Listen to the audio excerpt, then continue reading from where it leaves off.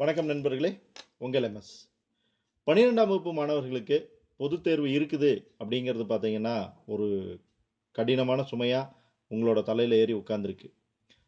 எல்லாரும் லீவ்ல இருக்காங்க. கொரோனா பயம் வேற நம்மளை ஆட்டி படைச்சிக்கிட்டு இருக்கு. எப்படி படிக்கிறது, என்ன மாதிரி படிக்கிறது அப்படிங்கிற குழப்பங்களோட நம்ம தினசரி உழண்டுகிட்டு இருக்கிறோம். வீட்டில் எக்ஸாம் வரப்போகுது படிடா அப்படின்னு சொல்கிறாங்க. டீச்சர்ஸ் ஆன்லைன் கிளாஸ் மூலிமா நமக்கு வந்து எக்ஸாம்ஸ் கொடுத்துக்கிட்டு இருக்கிறாங்க. அதே மாதிரி பார்த்தீங்க அப்படின்னா கவர்மெண்ட் கவர்மெண்ட் எய்டட் ஸ்கூலில் இருக்கக்கூடிய ஸ்டூடெண்ட்ஸுக்கு கல்வி தொலைக்காட்சி நிகழ்ச்சிகளை பார்க்க சொல்லியிருக்காங்க. நேற்று அரசு உதவி பெறும் பள்ளியில் படிக்கக்கூடிய மாணவர்களுக்கு வந்து டெய்லியும் ஸ்லிப் டெஸ்ட் வைக்க சொல்லி ஒரு சுற்றறிக்கை வந்து கொடுத்துருந்தாங்க. அதை பற்றி நம்ம வீடியோ கூட பண்ணியிருக்கோம், பார்க்கலன்னா பாருங்கள். ஸோ இந்த மாதிரி உங்களை சுற்றி பள்ளிக்கு போகலையே தவிர, எக்ஸாம் டேட் தெரியலையே தவிர, எக்ஸாம்ஸுக்கு படிக்கணும் அப்படிங்கிற ஒரு ப்ரெஷர் வந்து உங்களை சுற்றி நின்றுக்கிட்டே இருக்குது. படிக்கணுங்கிற ஆர்வம் நம்மளோட மனசில் இருந்தாலும் கூட புத்தகத்தை எடுத்தோடனே அடிக்கிற வெயிலுக்கு தூக்கம் கண்ணை சுற்றுது. நம்ம கையில் இருக்கிற செல்ஃபோன் நம்மளை வந்து வெவ்வேறு வெப்சைட்டுக்கு கூட்டிகிட்டு போகுது.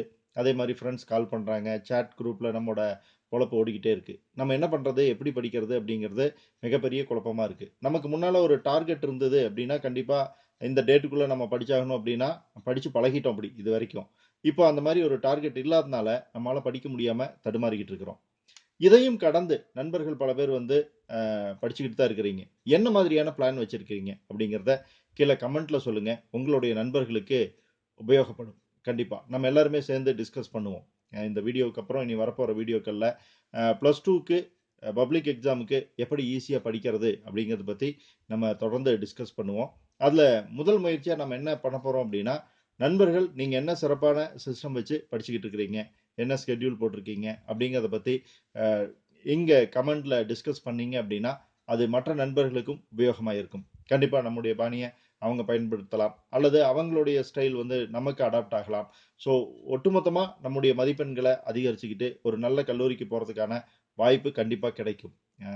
ஒருத்தர் யோசனை சொல்லி அந்த யோசனையை ஃபாலோ பண்ணி ஜெயிக்கிறத விட பல யோசனைகளை நம்ம தேர்ந்தெடுத்து அதிலிருந்து ஒரு மிக முக்கியமான ஒரு விஷயத்தை நம்ம கடைபிடிக்க ஆரம்பிச்சோம்னா நம்முடைய படிப்பு ஈஸியாகும். வெவ்வேறு மெத்தட்ஸ் எப்படி இந்த டிஜிட்டல் மாயையிலிருந்து நம்ம வெளியே வர்றது, நம்ம கையில் இருக்கிற ஸ்மார்ட் ஃபோன், ஸ்மார்ட் டிவி என்னுடைய ஆதிக்கத்திலிருந்து வெளியே வர்றது, ஃப்ரெண்ட்ஸ் சர்க்கிள் வந்து நம்மோட சேட்டில் இருக்கும்போது அதுலேருந்து வெளியே வந்து படிக்கிறது எப்படி, நம்முடைய இந்த கொரோனா பயத்திலிருந்து வெளியே வந்து படிக்கிறது எப்படி, அப்புறம் பார்த்தீங்க அப்படின்னா நமக்கு படிப்பில் இன்ட்ரெஸ்ட் இல்லாமல் இருக்கிறதுலேருந்து இன்ட்ரெஸ்ட் ஏற்படுத்திக்கிறது எப்படி அப்படிங்கிறத பற்றின எல்லா ஐடியாஸையும் வந்து நீங்கள் இந்த கமெண்ட்டில் இந்த வீடியோவுக்கு கீழே ஷேர் பண்ணிக்கலாம்.